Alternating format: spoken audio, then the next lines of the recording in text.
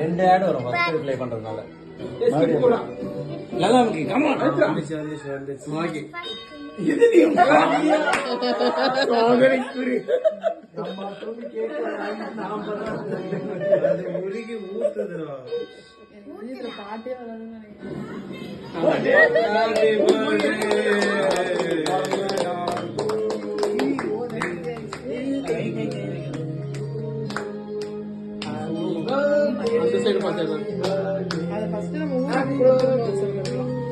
அப்படியே கொதறி எடுத்துரு. கத்தியை வச்சு எடு.